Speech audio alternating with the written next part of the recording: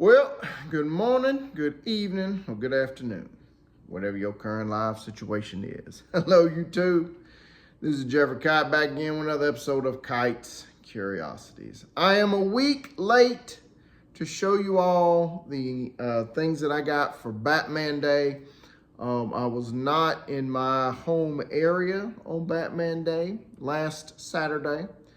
I was in the Walt Disney World area on vacation, so I was able to carve out some time and go to Coliseum of Comics in Kissimmee, Florida. Now, Coliseum of Comics is a huge comic book store that's, I think, they've got locations from Jacksonville to Tampa to Orlando. There's tons of them all around Florida. So if you're down in Florida on vacation and you want to do some comic book hunting, check them out. Coliseum of Comics. I did a video at one of their locations a couple years ago. I was pressed for time, so I didn't do any store footage this trip, but perhaps I'll do one next time I'm down there. But that's not what this is about. This video is about Batman Day. So let's look at all the things that I picked up on Batman Day. It was a very weird group of collectibles that I picked up. I mean, a lot of niche things and not just comics. So first off, let's look at the free issues that I got. I heard that people were paying money for this. I didn't. I was given this for free. Maybe because I, made a purchase, I don't know. But the first one that I got was the Absolute Batman #1, the Batman Day reprint of Absolute Batman #1. This is the premiere issue of the Absolute Universe of Batman that was built on the Darkseid energy. It features the first team appearance of the Party Animals, which is a terrorist group led by the Batman villain Black Mask. And it introduces a several key Batman characters that are in the Absolute Batman universe, or from the Absolute Batman universe. So it introduces Joker, but it's the Absolute Universe version of the Joker. It introduces Commissioner Gordon, who's got a different character job, I guess you could say. It introduces a new Bruce Wayne, who has a different persona and job, as opposed to the continuity of the regular Batman that I grew up with. I read this. It was a really good story. I did not rush out and get Absolute Batman when it first came out because I am old school. I think when I'm thinking Batman, I'm thinking what I grew up with. The blue, gray, and yellow, and black costume, and the 1966 TV show, the Batman animated series that I watched in the early 90s. As a high school student, don't tell anybody. Even though I wasn't the only one. Those are the Batman versions that I grew up. So anytime they do new stuff, it's like, I don't know. And I just wasn't crazy about the art in this, because he doesn't have the traditional, like, Batman symbol. It's this big, like, almost like a rectangle, clunky rectangle. And I didn't like it. I don't like how he's drawn. I'm just, crucify me in the comments if you want to, but I just wasn't crazy about the art. The story I like, the art, not so much. So I'll probably wait until the trade paperbacks come out and grab those up. But I encourage you all to give it a shot if you hadn't already.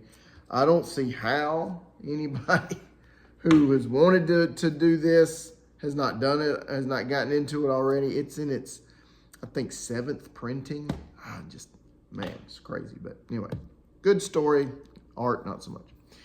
I also picked up this right here. This is DC Finest Batman Year 2.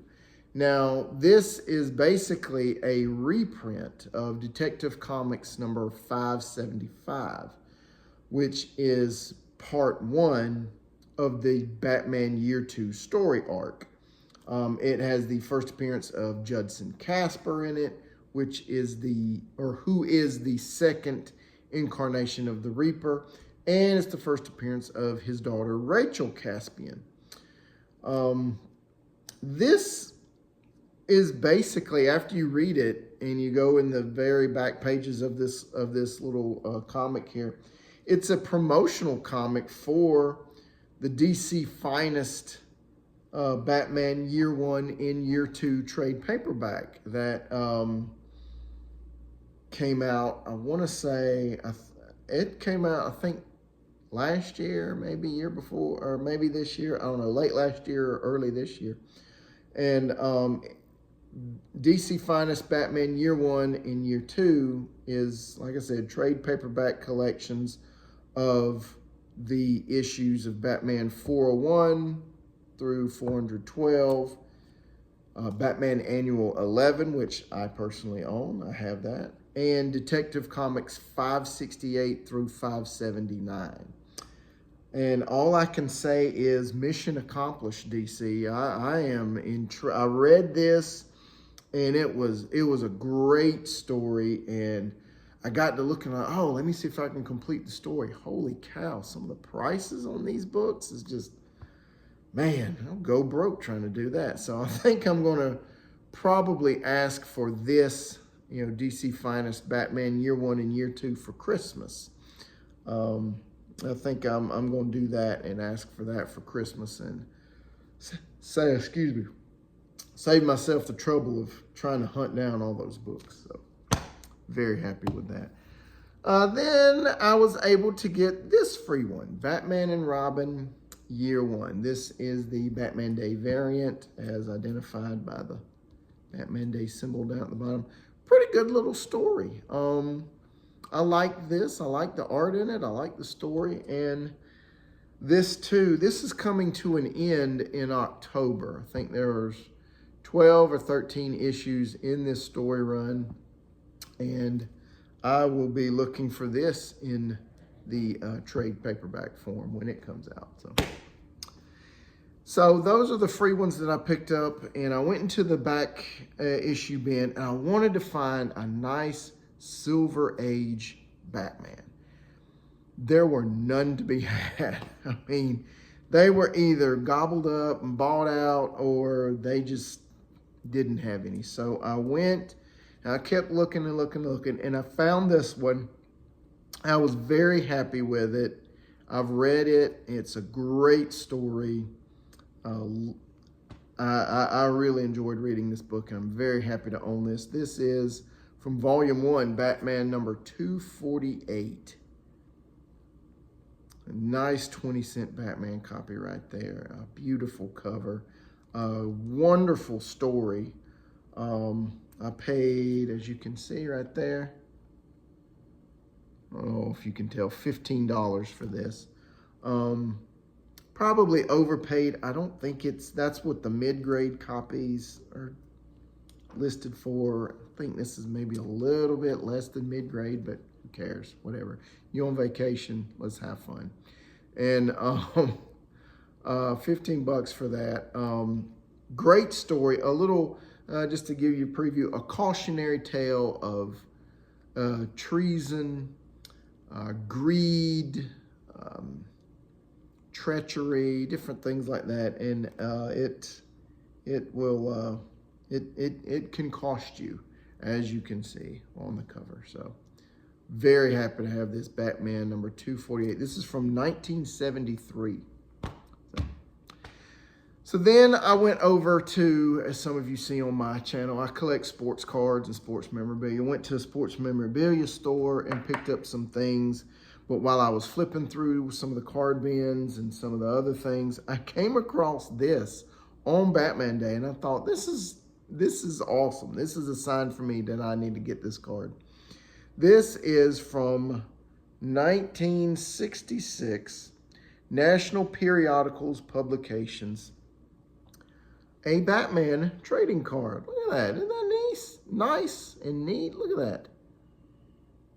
It was priced at $5, but it was in the $1 card bin. So we took it to the front, explained to the guy where I got it from, you know, and he's like, oh, cool. That's a nice buy. So I didn't even know these cards existed until I saw Professor Sports Cards come back from the National with a whole bunch of these. And I think he's interested in trying to complete this whole set. I think Topps made a set.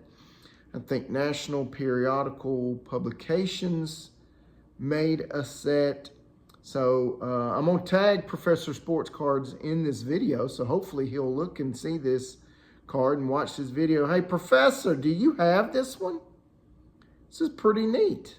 I thought it was kind of cool if Batman going in a duel and he's kind of jousting with this evil jouster here. Let's see if they tell me his name. No, it doesn't tell the name of the villain on the back of the card. So, and you collect the cards. I'll put it like this so you can read it. Pause the video if you want to read that. And then you collect the cards and you put, it's got like a little puzzle on the back of it. So, interested to see if you've got that one, Professor Sports Cards. That was a nice pickup, a nice one.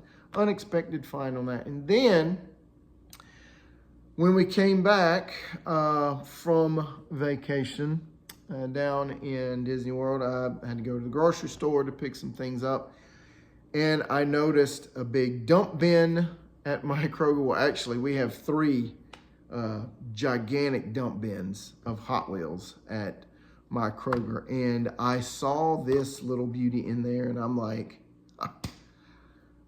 I got to have it. I thought I had all my stuff ready to make this video, my Batman Day haul, but this just adds to it. So I didn't pick this up on Batman Day, but I'm still going to count it.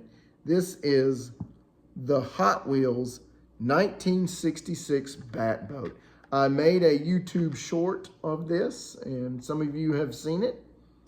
And this is give you a little bit closer look at it. Look at that. That is just neat. And I looked at it. I normally don't, I'm not a big Hot Wheels guy. Not a big Hot Wheels collector. But when I find movie versions, let's see, get the top of it. If I find movie versions of different classic cars and or TV versions of different vehicles, and they match pretty well with what was on screen, I'll pick them up. And so I saw this not Batmobile, but this Bat boat, and I'm like, dude, I gotta pick this up. I've got to get this. So added that to this week's Batman haul. So, well, that's it. Tell me what you think down in the comments. What do y'all think about this Batman haul? We got comics. We got a whole bunch of comics. All great stories that are in. We got a trading card, and we got a Hot Wheels. Probably the most random bunch of Batman collectible items that I've ever picked up in one day and in 1 week. So, as always, folks, tell me what you think down in those comments. How did that come out? As always, like, comment, subscribe. Do whatever you want to do. Till next time, y'all take care now. Have a good one. Bye.